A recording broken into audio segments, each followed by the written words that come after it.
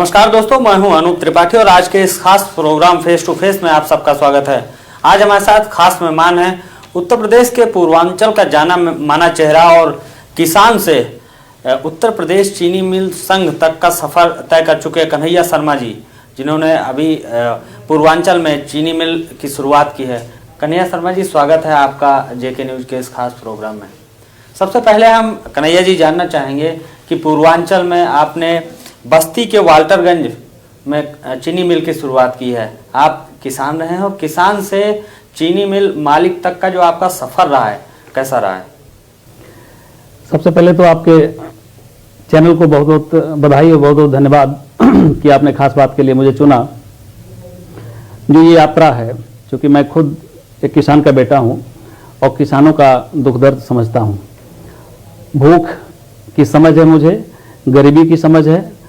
जिस दलदल से निकल करके जीवन की यात्रा की शुरुआत हुई, तो मुझे जब ये प्रोजेक्ट मेरे सामने आया तो मुझे लगा कि किसानों से जुड़ा हुआ मुद्दा है और खास करके गन्ना किसान जो परेशान रहे हैं बस्ती रीजन में।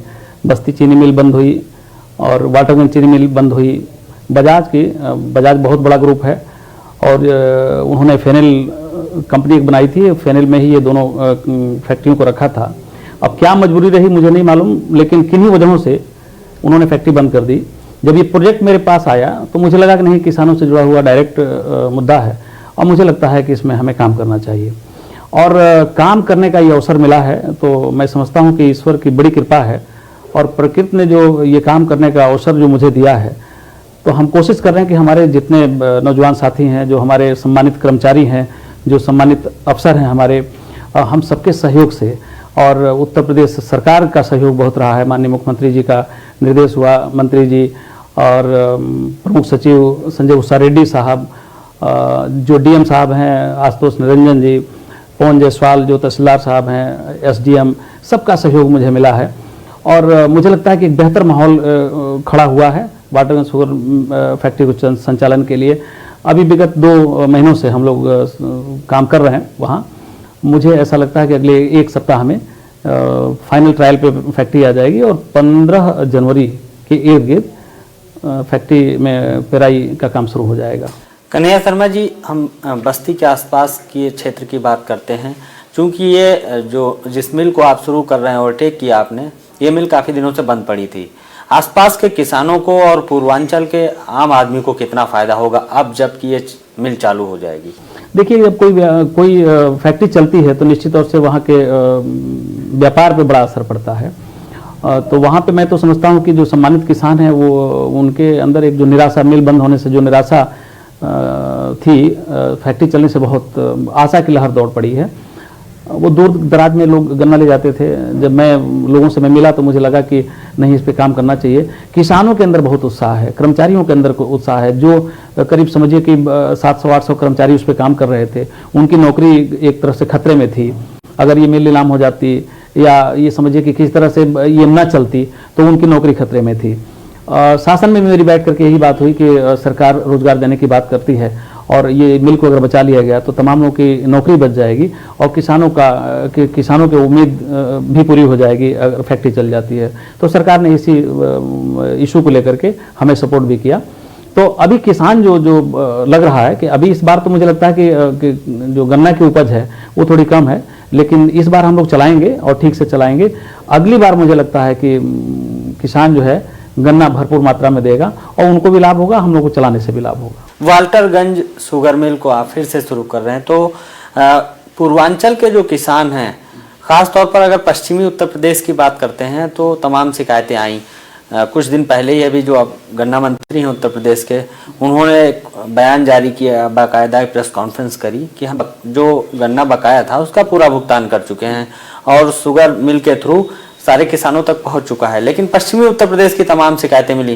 पूर्वी उत्तर प्रदेश की हम बात करते हैं तो आप क्या स्थिति देख रहे हैं वहाँ पे?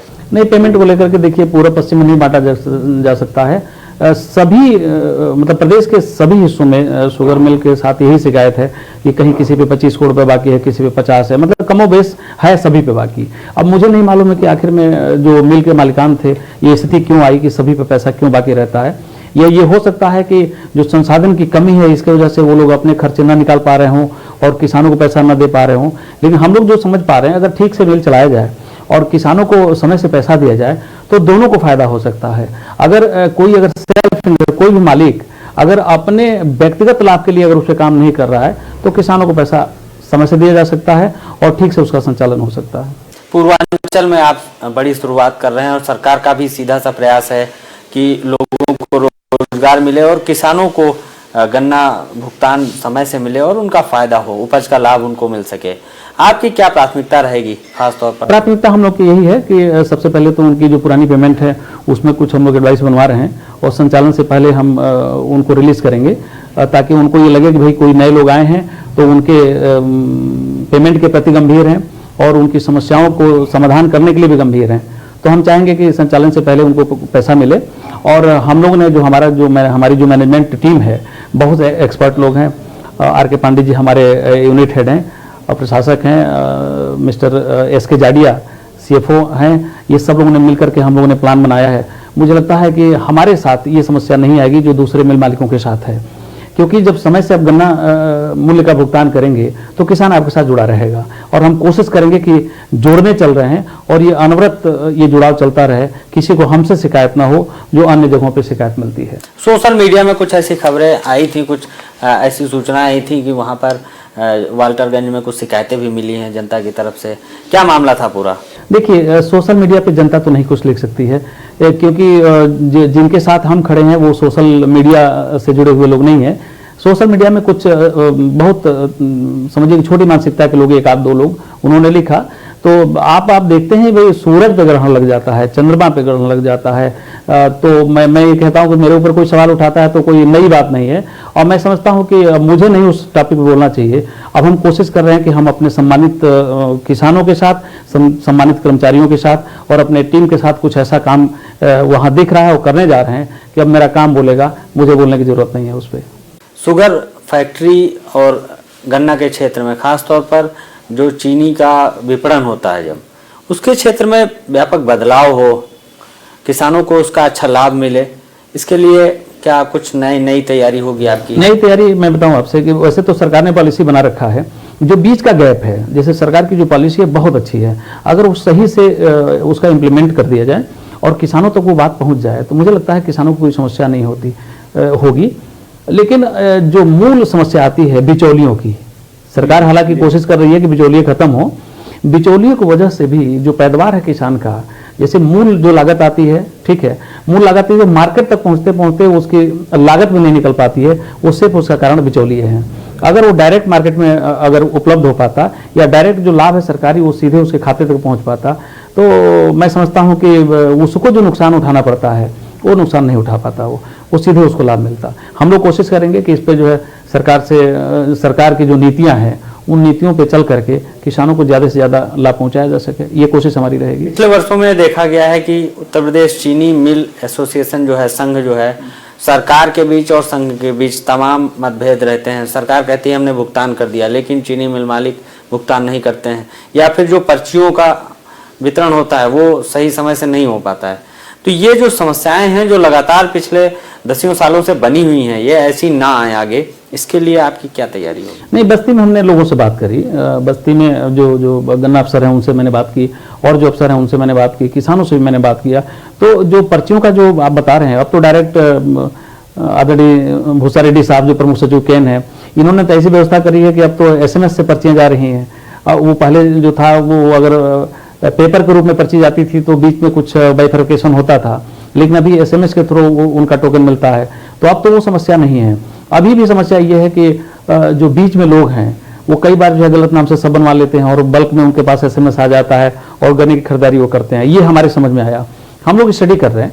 अभी मुझे लगता है कि जब मेरे फैक्ट्री का उद्घाटन होने जा रहा है, उद्घाटन होने के बाद थोड़ी और स्टडी कर लेंगे, तब इस पर हम बात करेंगे। आप किसान रहे हैं, पिछला 1 साल आपने देखा कोरोना संक्रमण का पूरा उत्तर प्रदेश और पूरे देश ने झेला है।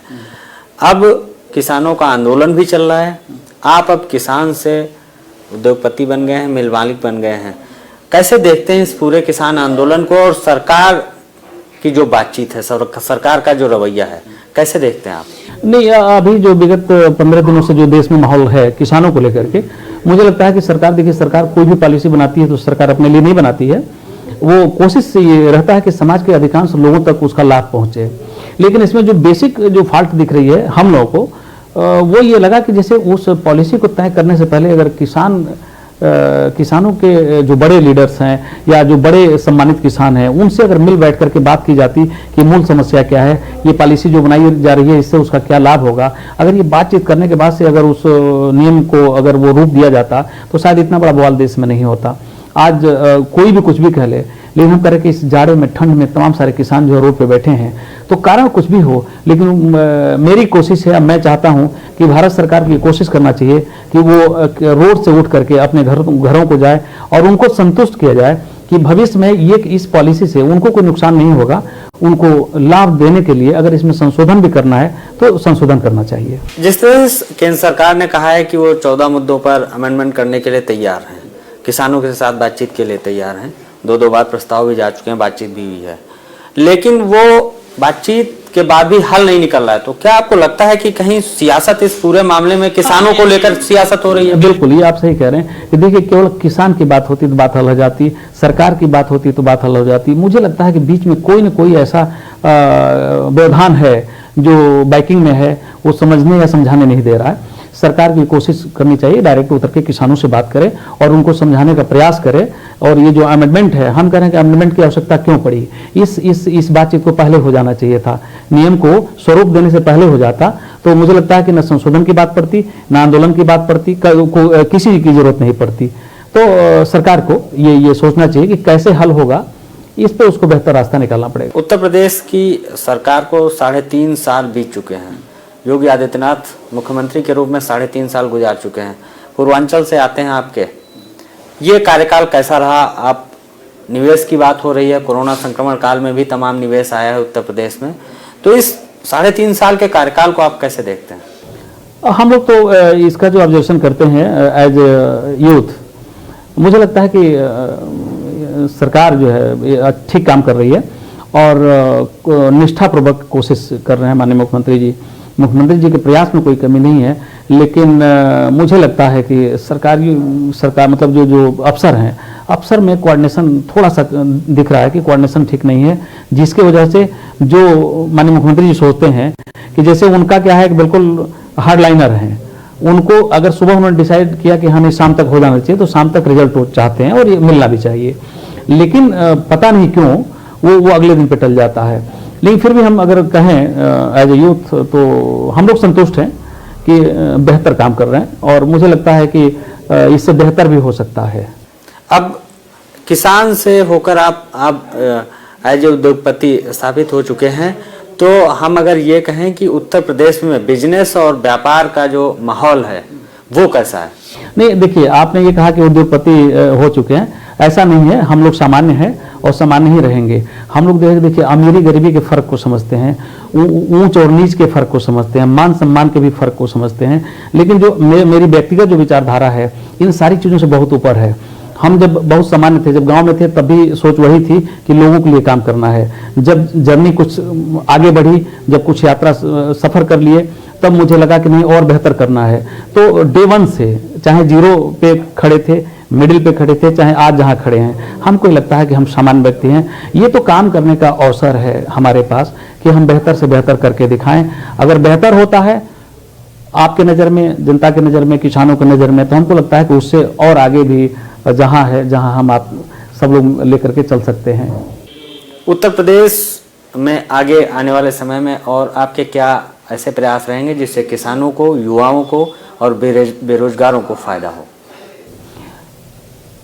अब इस सवाल के लिए मैं यही कहूँगा कि नौजवानों को यूनाइट करने में हम लोग लगे हैं, वो चाहे किसान हो, इंजीनियर हो, डॉक्टर हो, किसी भी तरह का बेरोजगार हो, हम सबको यूनाइट करने में लगे हैं कि जहाँ हैं यूनाइट होइए, अपने मिशन पे लगिए और मुझे लगता है कि हम लोग इसको करने में सफल रहेंगे।